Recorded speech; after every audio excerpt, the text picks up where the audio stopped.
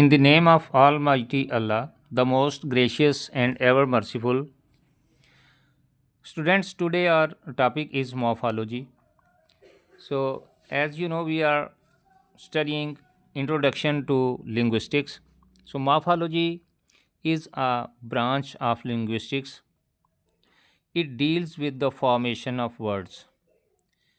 Morphology is combination of two words. One is morph and the second one is logy.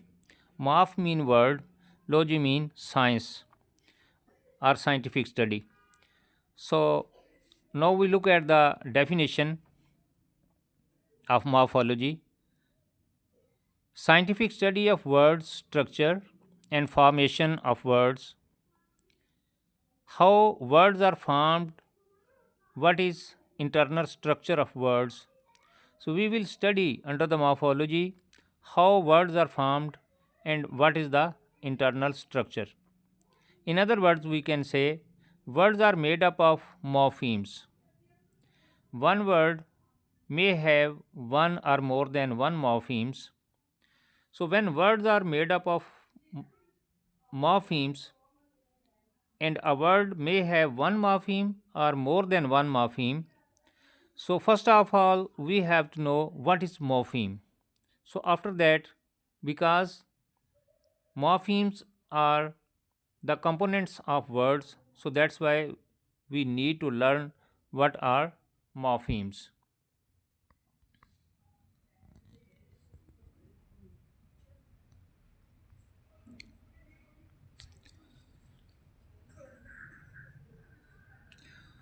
So morpheme is the smallest meaningful unit of a word. For example, we have a word, that word have only one morpheme or more than one morpheme. For example, we have a word cat. So you know the meaning of cat. It's an small animal. In Urdu you can say it billi. A morpheme cannot be further divided into parts. As I was talking about, the definition of morpheme is the smallest meaningful unit of a word. For example, if we divide the word cat into two parts, it will become C plus AT. And have some meaning, but C doesn't have any meaning. So we cannot divide when a morpheme do not have any meanings. So after that we cannot divide a morpheme. So we cannot divide a morpheme into further parts. Now I would like to tell you, morphemes are something that is abstract, that belongs to our mind. So morphemes are cognitive, abstract, existing in the mind. And morphs are words. Words are the manifestation of morphemes. Words are the manifestation or expression or manifestation of those abstractions that are existing in our minds. For example, when we say beautiful,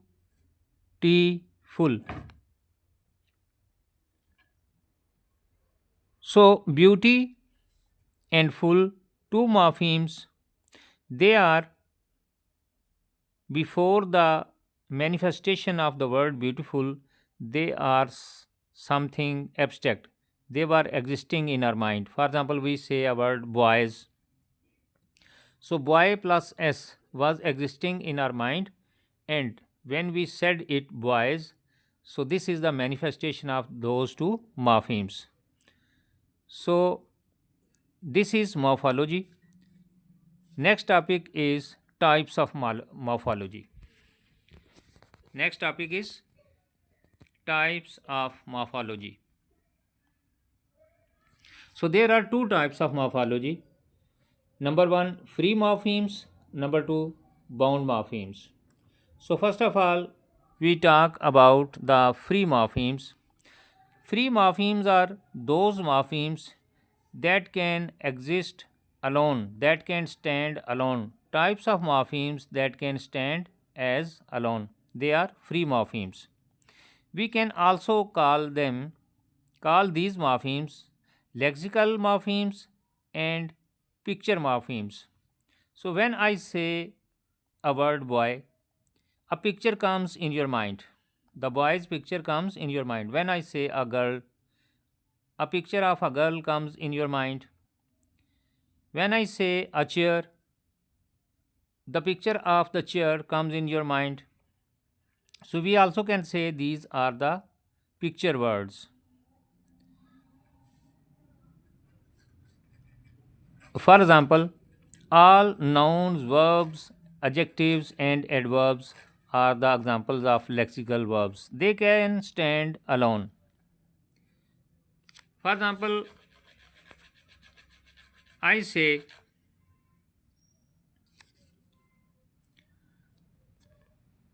birds are looking at the boys. I'm talking about the changing of the position of the words. These are the free morphemes. So when we change the position of the free morphemes, so it does not there does not come. So when we change the position of free morphemes, there does not come any change in the meaning of that word because these are the free morphemes. For example, when I say the birds looked at the boys, so in this sentence, I'm just giving you the example. परिंदों ने लड़कों को देखा, and if I change the position of the words, the boys looked at the birds. Now the meanings of the free morphemes are the same, but now the meaning of that sentence are changed.